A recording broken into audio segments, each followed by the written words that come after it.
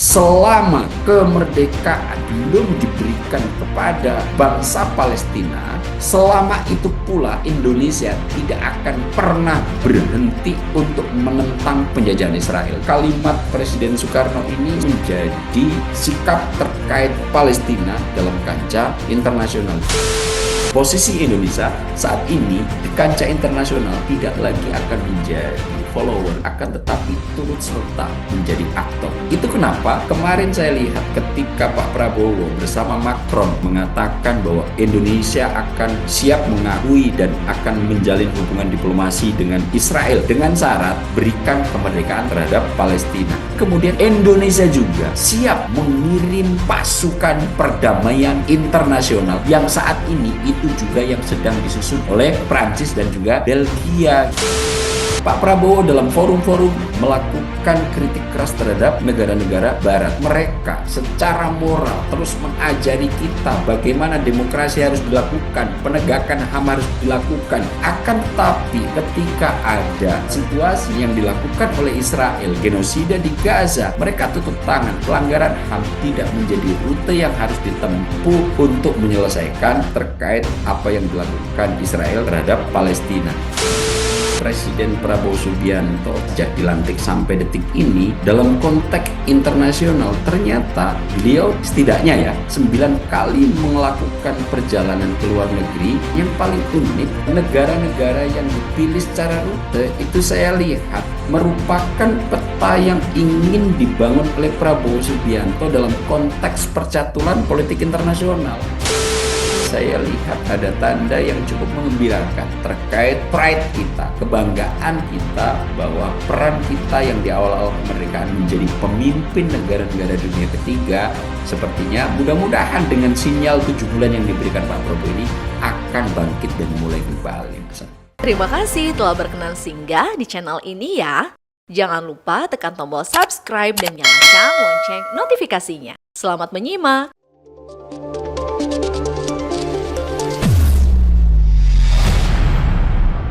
Berkolaborasi dengan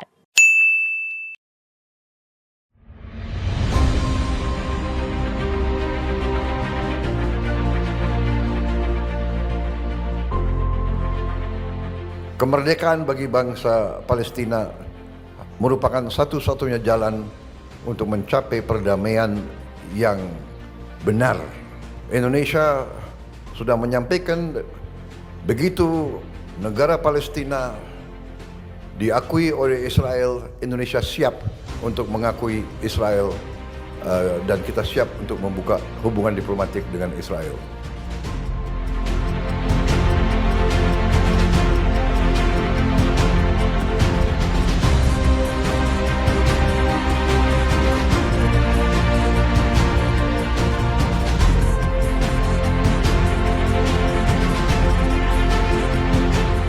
Pemirsa, Presiden Prabowo Subianto dan Presiden Prancis Emmanuel Macron telah melakukan pertemuan bilateral di Istana Merdeka Jakarta pada Rabu 28 Mei 2025. Dalam pertemuan itu ada sejumlah perjanjian yang disepakati dua negara. Kunjungan kenegaraan ini menandai hubungan diplomatik selama 75 tahun dengan negara Prancis. Selain itu, kedua negara juga sudah memiliki hubungan strategis yang sudah diluncurkan sejak tahun 2011. Namun dari sejumlah perjanjian kerjasama, salah satu hal yang menarik adalah kesiapan Presiden Prabowo untuk mengakui kedaulatan Israel dan membuka jalur diplomasi, tapi dengan syarat mutlak yakni kemerdekaan Palestina. Untuk membahas terkait hal tersebut, kita akan membahasnya bersama dengan Direktur Eksekutif Skala Survei Indonesia yang sudah terhubung di Zoom, Bang Aap selaku Abdul Hakim MS selaku Direktur Eksekutif Skala Survei Indonesia. Bang Aap, selamat malam Bang Aap, bagaimana kabar Bang Aap? Alhamdulillah, kabar baik Mas Adi. Selamat malam pemirsa stasiun TV. Alhamdulillah baik Bang Aap, kabarnya baik dan nampaknya informasi yang disampaikan atau statement yang disampaikan oleh Presiden Prabowo Subianto ini juga menjadi kabar baik bagi kita semua. Dengan kembali mempertegas sikap Indonesia yakni kemerdekaan terhadap negara Palestina. Bang Aap, kalau mencermati statement Presiden kemarin Bang Aap bahwa Indonesia membuka peluang untuk jalur diplomasi dengan negara Israel tapi dengan syarat mutlak yaitu kemerdekaan Palestina. Kalau Bang Aap sendiri menilainya bagaimana Bang? Baik, Mas Andi. Mencermati apa yang telah dikemukakan oleh Presiden Prabowo Subianto saat konferensi pers bersama Presiden Prancis Emmanuel Macron, ini kembali mempertegas sikap Indonesia terkait dengan posisi Palestina dalam kancah internasional. Kita cukup paham sejak Indonesia merdeka tahun 45, sikap untuk mendukung dan menyuarakan dengan keras agar Palestina terbebas dari penjajah Israel sangat konsisten untuk disuarakan. Dan hal ini yang kemudian ketika Indonesia melakukan diplomasi dan mengeluarkan suaranya di kancah internasional, salah satu isu yang tidak henti-henti untuk teriakkan oleh Indonesia adalah memberikan otoritas secara penuh kepada Palestina agar Palestina menjadi negara yang merdeka serta berdaulat penuh. Karena Mas Andi, Palestina ini mulai dari ketika sudah mendeklarasikan diri merdeka tahun 1988 sampai detik ini, meskipun sudah diakui oleh lebih dari 140 negara di dunia, posisinya masih agak unik. Secara kedaulatan penuh, Palestina belum memiliki, karena dua syarat utama untuk menjadi negara yang berdaulat penuh belum memadai. Nomor satu, untuk memiliki militer secara otoritas penuh definitif. Yang kedua, bisa menentukan istilahnya diplomasi dalam kebijakan luar negeri secara memadai. Akan tetapi meskipun Palestina ini secara definitif sudah mendeklarasikan diri sebagai negara merdeka tahun 1988 dan sudah juga diakui lebih dari 140 negara, akan tetapi secara fungsi negara itu belum maksimal. Kenapa? Karena Palestina hingga saat ini masih terkungkung oleh baik secara administratif maupun secara keamanan masih dikendalikan penuh oleh penjajah Israel. Nah, inilah kenapa kemudian suara-suara tentang bagaimana Israel atau dukungan yang terus diberikan kepada Palestina itu terus digemakan. Salah satunya adalah Indonesia. Dan itu kembali dipertegas ketika Presiden Prabowo Subianto bertemu dengan Presiden Prancis Emmanuel Macron beberapa hari yang lalu saat jumpa pers di istana, Mas Andi. Bang Ab, ini menarik soal bagaimana tawaran, atau sebenarnya ini saya masih bingung, ini sebuah tawarankah dari Presiden Prabowo kepada pihak Israel atau ini sebenarnya tekanan seperti itu? Karena kalau melihat dari track record yang kita riset beberapa hari yang lalu, ini soal bagaimana relasi hubungan Israel dengan negara-negara mayoritas Islam ini sudah mulai terjalin. Salah satunya adalah Arab Saudi. Apakah dengan memberikan sebuah statement seperti itu yang kembali dipertegas oleh Presiden Prabowo Subianto, artinya Indonesia memiliki nilai jualkah untuk mempertegas kemerdekaan negara Palestina? Tentunya yang menjadi pertanyaan adalah ini tekanan atau ini sebuah tawaran? Itu dulu Bang Ab. Kalau ini dipertanyakan apakah sebuah tekanan atau tawaran, tentu ini adalah tekanan yang cukup kuat dan itu secara konsisten disuarakan oleh Indonesia sejak pertama kali kita mendeklarasikan diri sebagai negara berdaulat. Mulai dari 1945, Indonesia melalui Presiden Soekarno menekankan betul bahwa satu-satunya yang mungkin untuk bisa dilakukan terhadap Palestina adalah kemerdekaan. Kenapa? Karena secara historis kita sebagai bangsa berdaulat itu benci betul terhadap penjajahan, Mas Andi. Dan itu dimaktub langsung dalam pembukaan Undang-Undang Dasar kita. Dan ternyata mulai dari Presiden Soekarno sampai saat ini ketika kita sudah mulai menyeruak dalam pentas politik nasional yang lebih gagah, maksud saya dalam pentas politik internasional yang lebih gagah, dalam representasi Prabowo Subianto, kembali suara tekanan ini dilakukan dengan cukup keras dengan kemudian kita yang selama ini memblokade diri untuk tidak akan pernah membuka hubungan diplomasi dengan Israel selama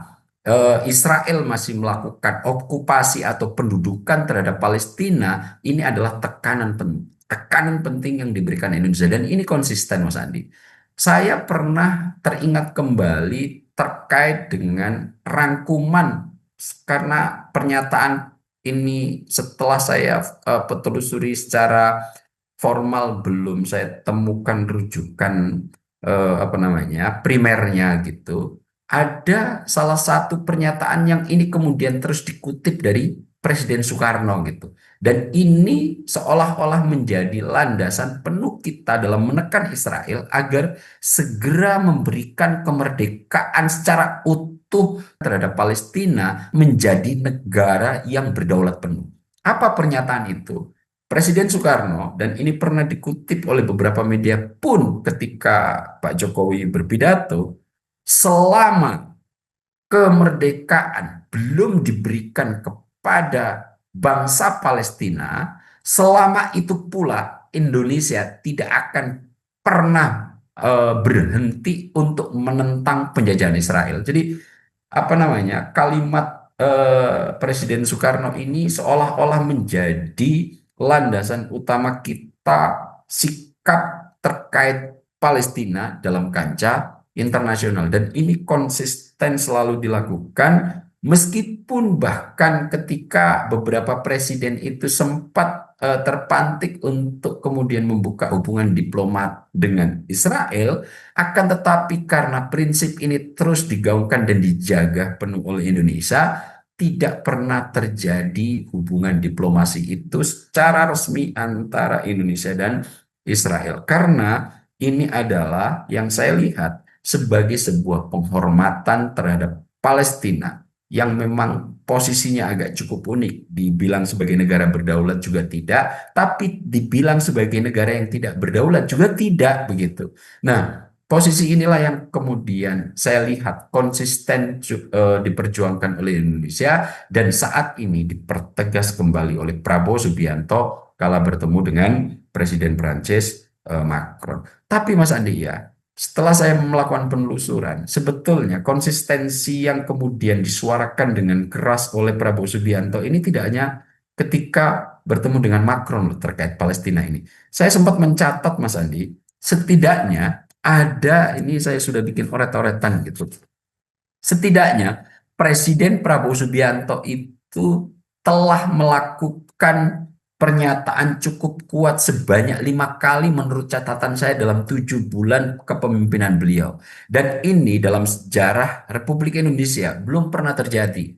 Nomor 1, Prabowo Subianto memberikan pernyataan dengan kuat ketika hari pertama kali dilantik saat memberikan pidato resmi sebagai Presiden Republik Indonesia, yang waktu itu dilakukan di MPR DPR. Kemudian Presiden Prabowo Subianto juga pernah melakukan pernyataan ini dengan keras itu di Kairo. Waktu itu April 2025, di mana Pak Prabowo ketika itu juga turut mengkritisi sikap negara-negara barat yang sangat ambivalen atau ambigu, bahkan bisa disebut sebagai ironi. Yang paling kencang, Mas Andi, itu dikemukakan Pak Prabowo sembari mengkritik negara barat, juga dilakukan kritik terhadap negara-negara Timur Tengah dan negara-negara Islam saat Antalya Diplomasi Forum di Turki waktu itu pada April 2025. Di situ saya mendengar Pak Prabowo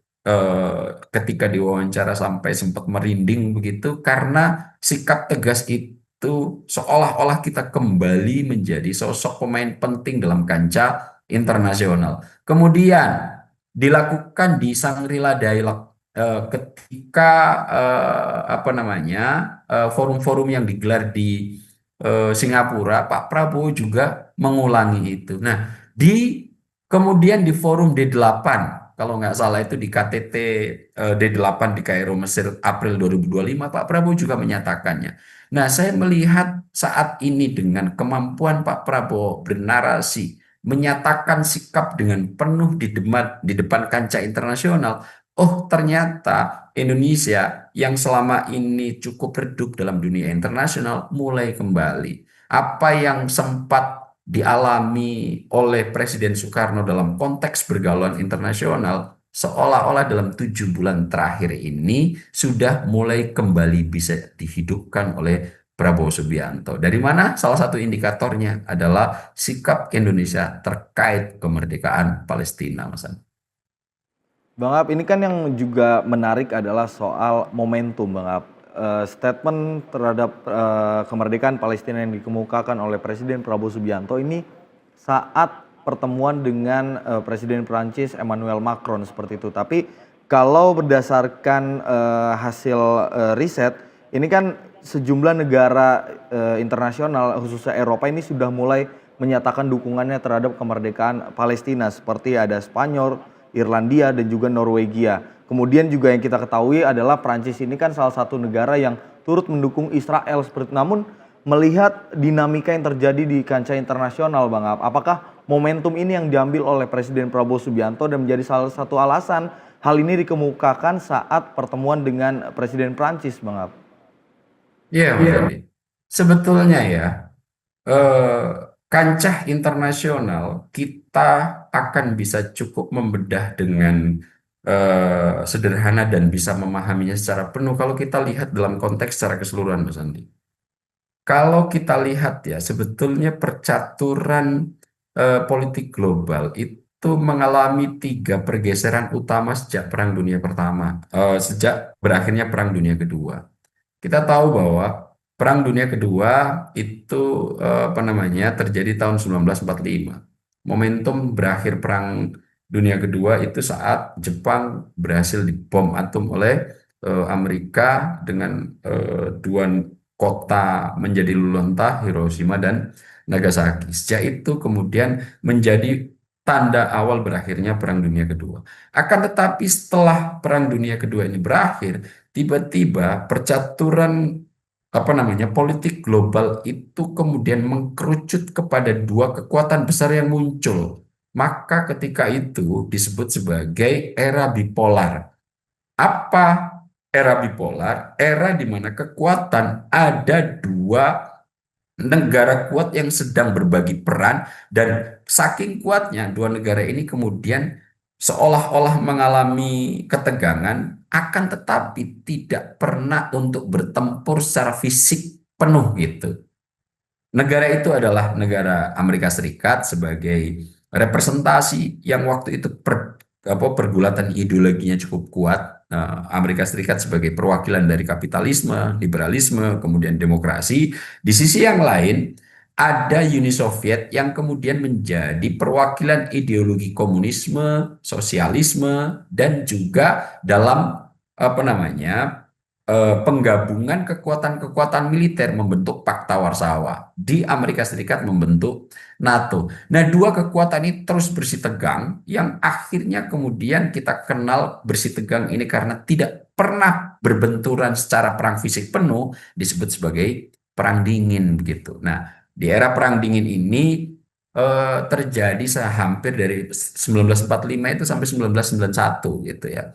Apa penanda berakhirnya Perang Dingin ini? Ketika Uni Soviet harus terpecah belah menjadi belasan negara, dan disitulah akhirnya dunia mengkerucut menjadi unipolarity gitu. Di mana yang awalnya ada 2 kekuatan besar, kembali hanya didominasi oleh Amerika Serikat sendirian. Maka AS menjadi hegemon tunggal, di mana kemudian konstelasi dunia sangat ditentukan oleh Amerika, baik dalam sisi ekonomi, dalam sisi kebudayaan, atau bahkan dalam sisi militer. Dalam sisi ekonomi muncul World Trade Organization. Dalam sisi ekonomi muncul International Monetary Fund, IMF. Muncul organisasi-organisasi perdagangan yang lain yang semua dikendalikan oleh Amerika sentris. Kemudian di sektor kebudayaan muncul budaya Hollywood, Silicon Valley, dan lain sebagainya. Di sektor militer munculnya atau hancurnya Pakta Warsawa, NATO menjadi kekuasaan tunggal, dan di banyak belahan negara dunia Amerika akhirnya membuat pangkalan-pangkalan militer. Jadi era unipolar ini sepertinya Amerika as a police the world gitu, menjadi polisi dunia lah gitu, Amerika Serikat. Akan tetapi pergeserannya kalau saya lihat sejak 2010 unipolarity Amerika sudah mulai memudar gitu.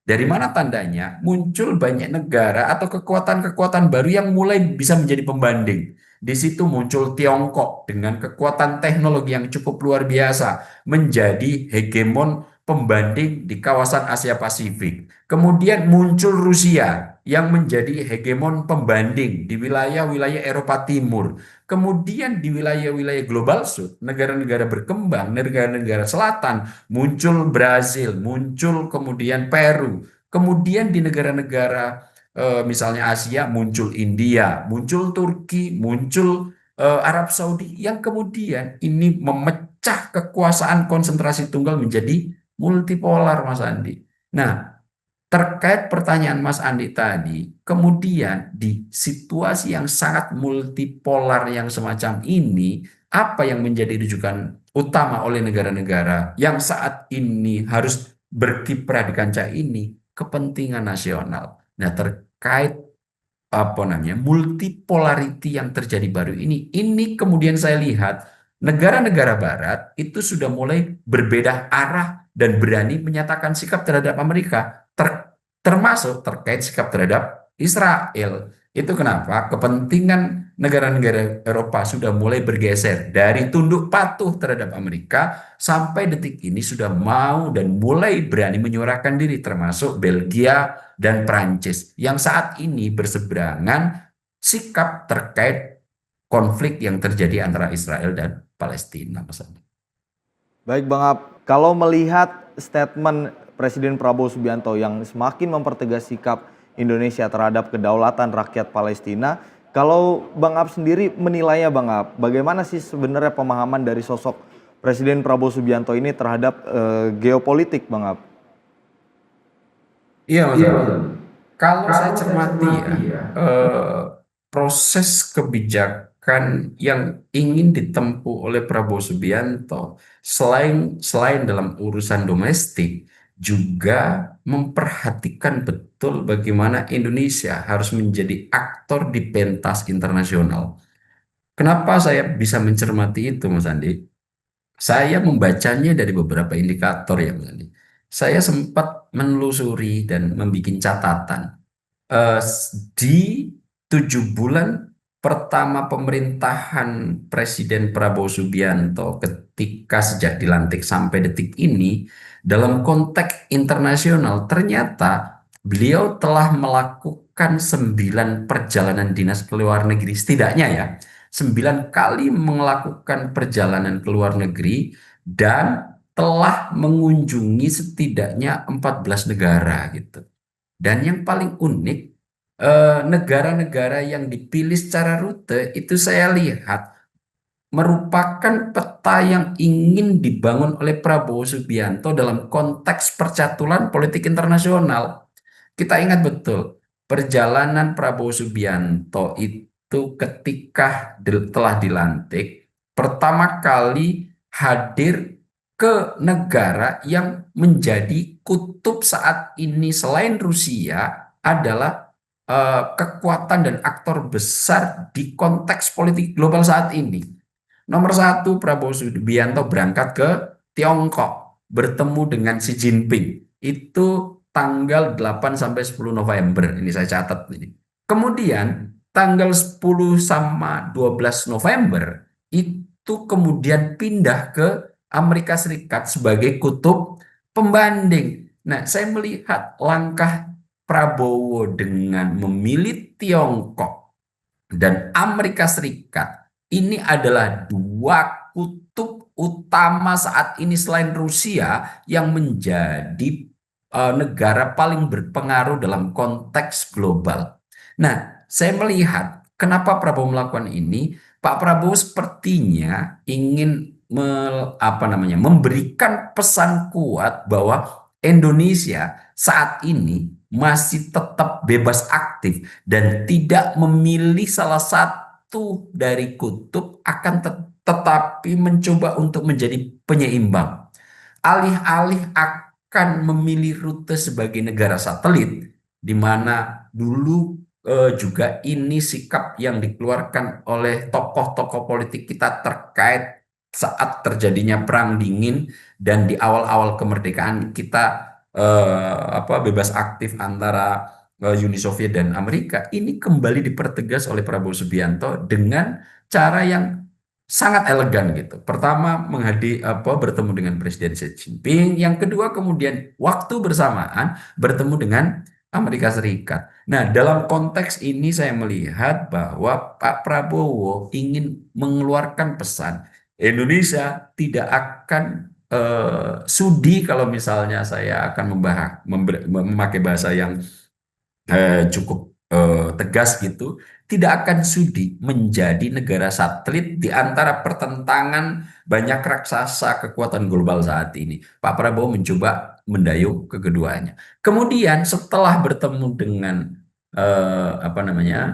Tiongkok dan Amerika Serikat, Pak Prabowo bergeser ke negara-negara global South. Waktu itu bergeser ke Peru dan juga Brazil. Pesan apa yang bisa diberikan dalam konteks itu, bahwa selain negara-negara yang saat ini, negara-negara utara yang memiliki tingkat kemajuan di atas rata-rata, negara-negara global South ini juga butuh menjadi perhatian penting. Itu kenapa kemudian Pak Prabowo bergeser untuk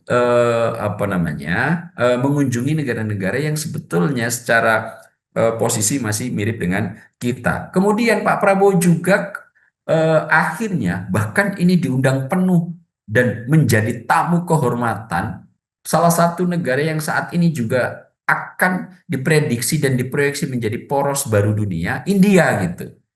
Di India, Pak Prabowo ketika itu dijamu dengan luar biasa sebagai negara yang sedikit memiliki irisan persamaan budaya begitu. Pak Prabowo diperlakukan sangat luar biasa, sangat luar biasa terhormat oleh India dengan diundang khusus untuk menjadi tamu kehormatan Hari Kemerdekaan India. Ini juga mulai dibangun oleh Pak Prabowo. Kemudian dalam konteks sikap politik luar negeri yang beririsan dengan Palestina, itu Pak Prabowo kemudian mengunjungi Uni Emirat Arab, Mesir, Qatar, Jordan, Turki, dan beberapa negara Islam lainnya. Di situ Pak Prabowo dengan tegas dan lugas mengkritik negara-negara Islam yang saat ini hanya ribut dan cukup rumit dalam kepentingan urusan domestik masing-masing, yang kemudian di sebelah tetangganya ada negara Islam juga yang sedang mengalami persoalan serius Palestina, mereka tidak peduli. Kritik itu dikeluarkan dalam KTT di 8 di Turki ketika itu. Yang kedua, dalam konteks Palestina, Pak Prabowo dalam forum-forum ketika bertemu dengan negara-negara Timur Tengah ini juga melakukan kritik keras terhadap negara-negara Barat yang mereka secara moral terus mengajari kita bagaimana demokrasi harus dilakukan, penegakan HAM harus dilakukan, bagaimana prinsip-prinsip demokrasi substantif harus dilakukan. Akan tetapi moral yang diajarkan kepada negara-negara global South, termasuk kita, ketika itu terjadi dan mengiris kepentingan mereka, mereka tutup mata. Contoh paling sederhana apa? Amerika Serikat yang ketika ada situasi yang sangat tidak mengenakan yang dilakukan oleh Israel, genosida di Gaza, mereka tutup tangan. Pelanggaran HAM tidak menjadi rute yang harus ditempuh untuk menyelesaikan terkait apa yang dilakukan oleh Israel terhadap Palestina. Nah, ini coba kemudian ditempuh. Kemudian tidak hanya itu, di sektor-sektor negara kawasan, Malaysia, Brunei Darussalam, kemudian Thailand, Pak Prabowo juga menghadiri mereka, berkunjung kepada mereka, bahkan untuk Malaysia 4 kali saya catat Pak Prabowo hadir ke Malaysia. Dalam konteks apa? Memperkuat kawasan ASEAN gitu. Dan saya lihat ini langkah strategis Pak Prabowo untuk kembali menjadi aktor utama di negara-negara kawasan yang selama ini relatif cenderung meredup, dan dalam konteks politik global Indonesia hanya menjadi follower, tidak lagi menjadi aktor. Nah, Dari rangkuman 14 negara, mulai dari dua kekuatan negara utama, Tiongkok, Amerika, direngkuh di awal oleh Pak Prabowo. Ini adalah pesan bahwa kita tidak sudi untuk menjadi negara satelit, akan tetapi Indonesia mencoba untuk memainkan peran sebagai negara middle yang nanti bisa menjembatani kepentingan dua negara raksasa ini di kawasan ASEAN gitu. Nah, kemudian bergeser kepada negara-negara global South, kemudian India, lari ke negara-negara Timur Tengah sebagai upaya menyuarakan posisi kita terkait Palestina dan memperkuat wilayah-wilayah kawasan ASEAN, Malaysia, Brunei Darussalam, dan juga Thailand. Nah, ini saya lihat rangkaian besar yang dilakukan Prabowo dalam 7 bulan pemerintahannya cukup komprehensif saya melihat Mas Andi, sehingga saya melihat ada gejala baik terkait posisi Indonesia saat ini di kancah internasional tidak lagi akan menjadi follower, akan tetapi turut serta menjadi aktor. Itu kenapa kemarin saya lihat ketika Pak Prabowo bersama Macron melakukan konferensi pers dengan mengatakan bahwa Indonesia akan siap mengakui dan akan menjalin hubungan diplomasi dengan Israel dengan syarat berikan kemerdekaan terhadap Palestina, tapi kemudian ada kalimat penambahnya itu Mas Andi. Indonesia juga siap mengirim pasukan perdamaian internasional yang saat ini itu juga yang sedang disusun oleh Prancis dan juga Belgia gitu. Sikap itu yang saat ini disuarakan oleh mereka, dan ini ternyata saya melihat Macron melihat Indonesia sebagai negara Muslim terbesar diajak bicara terkait bagaimana sikap terhadap Israel dalam konflik Palestina, sembari melakukan kesepakatan-kesepakatan pertahanan yang lain termasuk pembelian Rafale dan lain-lainnya. Dan ini adalah langkah yang saya lihat kita sudah mulai menapaki untuk menjadi aktor utama di sektor global jika indikatornya kita rujuk 7 bulan sikap dan perilaku Pak Prabowo terkait posisi kita dalam kancah dunia internasional, Mas Andi. Baik Bang Ab, kalau melihat daya jelajah dari Presiden Prabowo Subianto ini nampaknya tidak perlu diragukan lagi seperti itu. Namun kalau berdasarkan pernyataan dari Wakil Ketua MPR Hidayat Nur ini juga walaupun dengan daya jelajah yang cukup tinggi di kancah internasional, tapi beliau mewanti-wanti Presiden Prabowo Subianto agar tidak termakan tipu daya oleh negara Israel seperti itu. Karena kalau berdasarkan pengamatan beliau, pimpinan MPR Wahid Hidayat Nur, ini bahwa Israel ini sering tidak mematuhi norma dan putusan lembaga internasional. Kemudian juga akhir-akhir ini Israel juga tengah memperluas wilayahnya. Nah, kalau berdasarkan pengamatan Bang Ab, kira-kira Presiden Prabowo Subianto ini akan termakan tipu daya kah, atau dengan daya jelajah yang sangat begitu tinggi, hal ini sebenarnya tidak perlu dikhawatirkan gitu Bang Ab? Mas Andi, percaturan politik internasional saat ini ada salah satu sudut pandang yang cukup skeptis, namanya anarkisme. Jadi percaturan politik internasional yang terjadi saat ini itu banyak dimaknai sebagai percaturan politik yang sangat anarkis. Artinya apa? Anarkis dalam konteks ini tidak ada polisi tunggal saat ini yang kemudian mencoba untuk membangun otoritas yang akhirnya moral antara satu negara penguasa dengan moral satu negara penguasa yang lain itu tidak bisa saling bertemu. Akhirnya apa? Dalam situasi anarkis ini, kalau kita meminjam istilahnya Thomas Hobbes gitu, terjadi prinsip homo homini lupus gitu, di mana negara yang kuat akan menjadi serigala negara-negara yang lemah. Dan ini secara vulgar mulai bisa kita amati dengan sederhana Mas Andi, dengan menyeruaknya informasi media sosial yang bisa kita terima dan kita konsumsi sehari-hari. Nah, di tengah dunia yang anarkis semacam ini, sebetulnya peringatan yang diberikan oleh Hidayat Nur Wahid terkait manipulasi atau tipu daya yang diberikan oleh negara-negara maju, termasuk salah satunya Israel ini, adalah memang patut diwaspadai. Kenapa? Di tengah anarkisme ini, negara-negara kuat ini akan memakai berbagai macam cara, meskipun kadang-kadang seperti yang dikritik oleh Prabowo Subianto, dalam satu konteks dia akan mengirimkan moralnya kepada negara-negara agar seolah-olah dia itu menjadi negara yang cukup ideal atau moralis, akan tetapi di saat yang bersamaan ketika itu tidak sesuai dengan kepentingan nasionalnya, dia menabrak itu semua gitu. Dan ini terjadi cukup vulgar di depan mata kita. Lagi-lagi kita mengiris contoh Palestina, di mana pelanggaran HAM itu adalah pedagogi apa namanya sistem pendidikan lah istilahnya begitu yang diberikan oleh Barat terhadap kita agar kita menjadi negara yang cukup moralis. Akan tetapi ketika pelanggaran HAM ini terjadi di koalisi negara yang sekarang secara bilateral itu disokong penuh oleh Amerika Serikat, dia menjadi ambigu itu.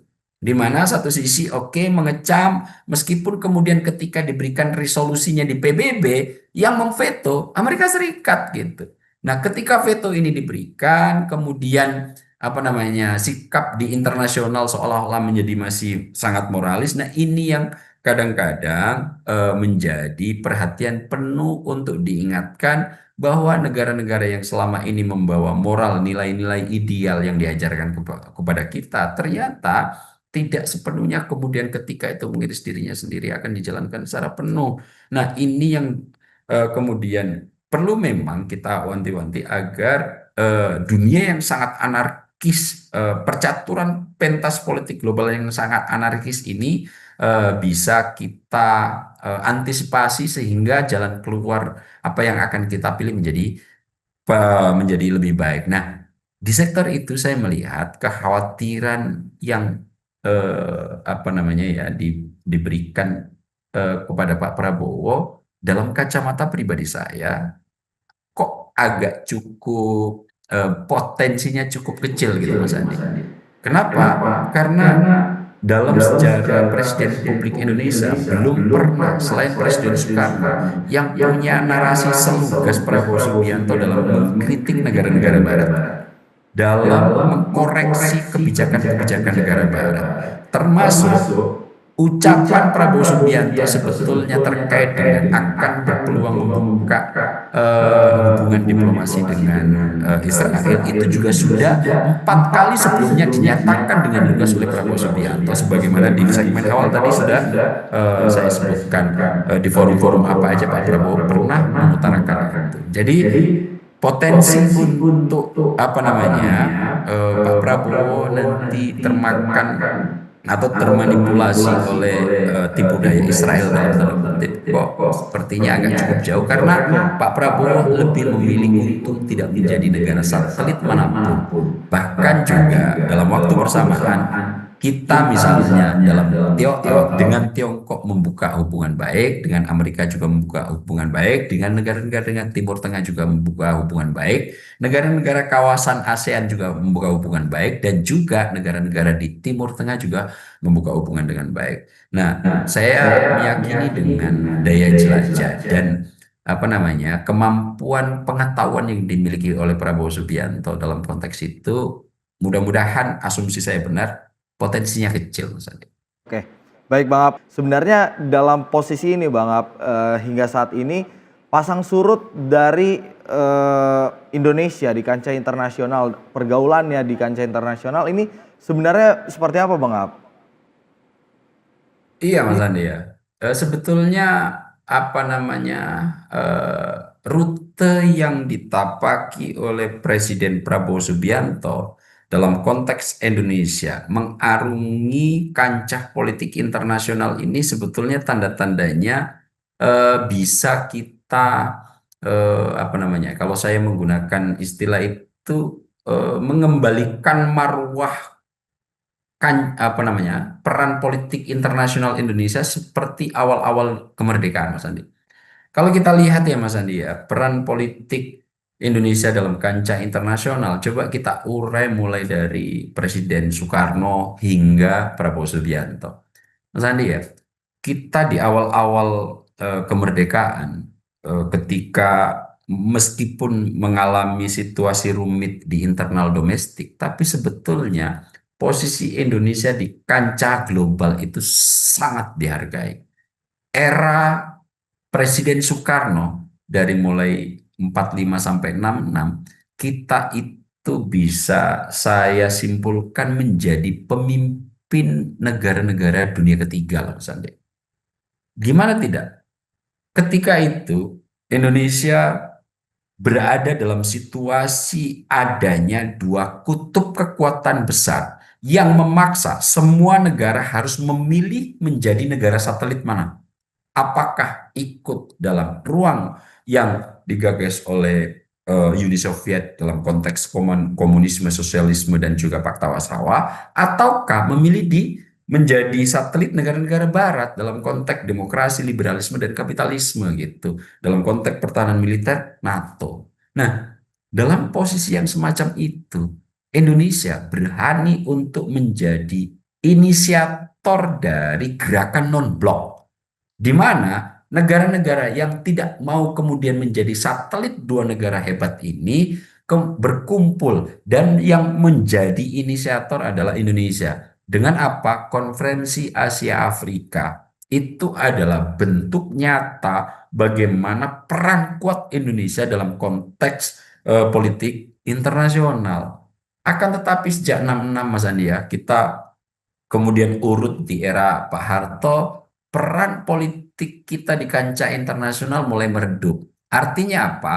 Kita tidak menjadi aktor lagi di sana, tapi lebih berhati-hati dengan terus menempel agar kepentingan nasional kita di bidang ekonomi menjadi terwadahi. Banyak rute yang ditapaki Indonesia dalam konteks politik internasional sejak 66 itu hanya formalitas, di mana Pak Harto waktu itu sangat mementingkan stabilitas ekonomi, dan waktu itu Pak Prabowo Pak Soeharto setelah Pak Karno itu, Pak Harto lebih fokus pada ASEAN.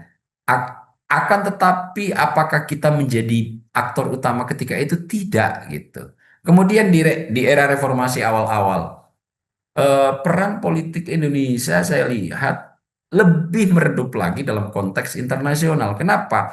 Kita sedang disibukkan oleh situasi rumit transisi demokrasi sejak era yang disebut otoriter selama 32 tahun di bawah rezim Orde Baru, akhirnya menjelang reformasi. Nah, dalam konteks percaturan ekonomi internasional, kita tidak begitu banyak bisa menjadi aktor utama. Waktu itu kalau kita lihat era Pak SBY, memang kita sedikit memiliki ruang untuk berekspresi di dunia internasional. Pak SBY sangat menekankan bagaimana demokrasi harus dikeluarkan dengan baik, dilaksanakan dengan baik, dan saat bersamaan Pak SBY juga masih menekankan bagaimana pentingnya ekonomi. Akhirnya apa? Pak SBY saya lihat bahasanya akan saya pilih lebih berhati-hati dalam menyatakan sikap dan pernyataan yang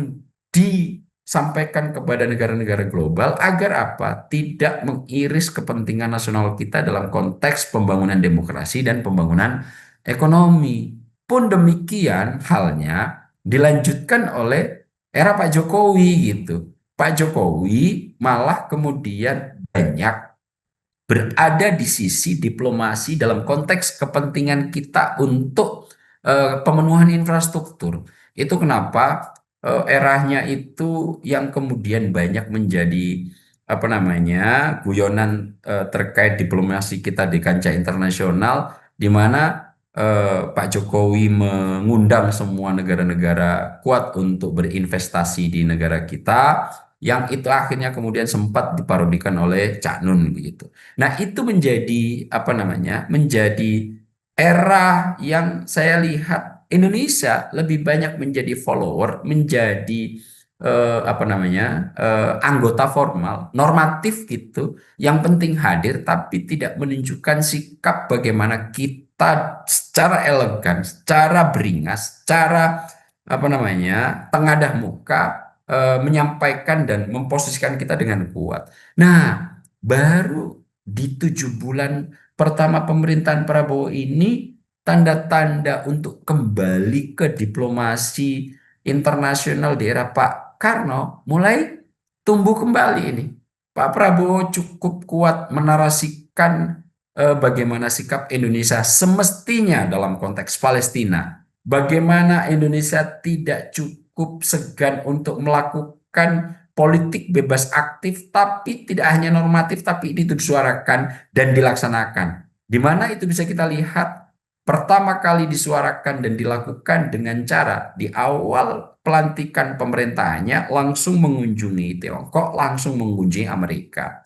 Akan tetapi setelah mengunjungi Tiongkok, setelah mengunjungi Amerika, dalam forum-forum tertentu, termasuk di Antalya Diplomasi Forum, Pak Prabowo tidak cukup enggan untuk mengkritik negara-negara yang tadi sempat Pak Prabowo kunjungi gitu. Apa yang menjadi representasi negara Barat? Terkait apa? Sikap mereka yang mengajarkan kita substansi demokrasi. Akan tetapi ketika substansi demokrasi itu tidak dilakukan dalam konteks ketika mengiris kepentingannya, itu disuarakan dengan vulgar. Dan Pak Prabowo sepertinya itu dilakukan dengan tanpa beban yang terlalu tinggi. Pak Prabowo melakukan itu dengan firm, sehingga Pak Prabowo saya lihat lebih memilih dalam konteks internasional ini untuk menjadi negara middle power gitu.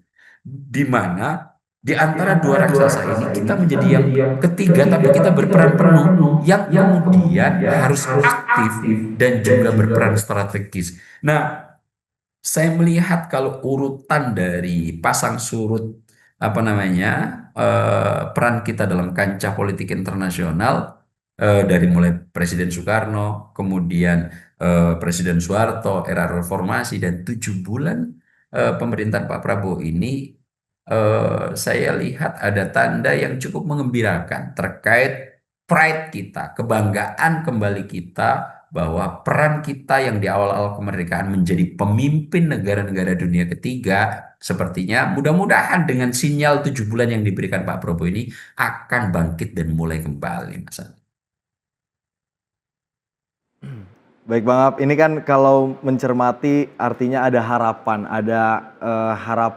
di tangan Presiden Prabowo Subianto, artinya pergaulan bangsa Indonesia di kancah internasional kembali meningkat seperti itu. Nah tapi Bang Ab, di tengah sikap tegas Presiden Prabowo Subianto yang membela Palestina, ini yang menjadi napas baru bagi diplomasi Republik Indonesia. Namun ini ada pro dan kontra Bang Ab, di tengah-tengah kabar baik yang tentunya bagi seluruh masyarakat Indonesia, ini merupakan kabar baik dan rasa bangga terhadap sikap Indonesia yang begitu tegas dari awal hingga saat ini terhadap kemerdekaan rakyat Palestina. Kalau melihat Bang Ab, ini kan sebuah pernyataan yang sangat begitu baik. Namun mengapa selalu ada kontranya begitu Bang Ab? Kalau pandangan Bang Ab sendiri bagaimana Bang? Ya, di tengah politik global yang anarkis, Mas Andi, tentu banyak orang-orang atau negara-negara ini yang kemudian memiliki kepentingan yang harus diiriskan kepada negara-negara yang dituju. Nah, dalam konteks ini saya melihat juga terjadi di Prabowo Subianto gitu. Oke, semua hal tanda baik, kita mulai bangga di dunia internasional, kita mulai mulai tidak begitu inferior ketika hadir ke negara-negara lain dengan ketokohan yang sekarang dimiliki oleh Prabowo Subianto di kancah internasional. Akan tetapi dalam waktu bersamaan tentu banyak pihak-pihak yang tidak suka dengan situasi yang lagi-lagi menjadi kalau kita sematkan dalam konteks politik menjadi backbone baru Prabowo Subianto untuk lebih kuat dalam konteks nasional gitu. Hal-hal yang dilakukan Prabowo ini tentu berimplikasi terhadap baiknya pondasi kepemimpinan Prabowo Subianto. Nah, pondasi yang kemudian kuat dibangun Prabowo Subianto ini tentu akan menjadi ancaman serius bagi mereka yang juga mencoba untuk turut serta atau ingin merebut kekuasaan yang ada di Indonesia. Dan ini kepentingannya tidak hanya domestik, Mas Andi. Dunia internasional, negara-negara lain juga berkepentingan terkait ini ketika kepentingannya tidak sesuai dengan Prabowo Subianto. Itu kenapa banyak hal-hal sebetulnya apa yang dikemukakan Prabowo tidak ada substansi. Bahkan ini adalah menegaskan diri sikap kita terkait kemerdekaan Palestina. Sejak 45 sampai detik ini masih konsisten, ada aja yang mempersoalkan. Misalnya, ketika Prabowo Subianto mengatakan akan membuka peluang hubungan diplomasi dengan Israel, itu dipakai judul oleh media, tapi dipotong di situ aja. Tidak diberikan narasi kenapa kemudian Prabowo Subianto akan melakukan hubungan diplomatik dengan Israel. Tentu di tengah tingkat literasi dan tingkat keinginan mencari informasi lebih jauh itu yang masih relatif rendah dalam masyarakat Indonesia, hal-hal yang semacam ini akan menimbulkan polemik. Dan media yang melakukan itu untungnya sudah meminta maaf. Janganlah melakukan manipulasi semacam ini hanya untuk menjatuhkan kredibilitas dan rasa sakit hati mungkin ya yang terus mengendap gitu. Lebih fair lah. Masa kemudian jika kalimat ini disematkan dalam judul, Mas Andi, Prabowo Subianto berpeluang membangun hubungan diplomasi dengan Israel, titik. Tentu semua kalangan masyarakat Indonesia akan marah gitu. Karena apa? Secara background historis, Israel adalah negara penjajah Palestina, di mana Palestina ini telah berkontribusi sangat besar dalam menyuarakan kemerdekaan Indonesia untuk diakui oleh semua negara.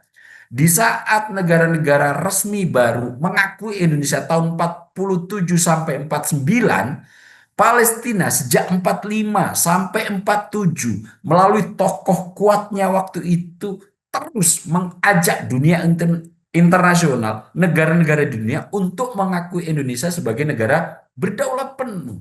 Nah, konteks ini kemudian ketika media menyematkan judul yang mungkin tujuannya untuk mengadu-adu atau mengadu domba, atau tujuan apakah ini diketahui atau disengaja, janganlah lagi media sekelas-kelas yang punya kredibilitas penuh mau dimanfaatkan oleh kekuatan-kekuatan yang tidak berharap kita besar. Sudah, berhentilah untuk menjadi proksi negara yang berkepentingan agar Indonesia terus mendep gitu.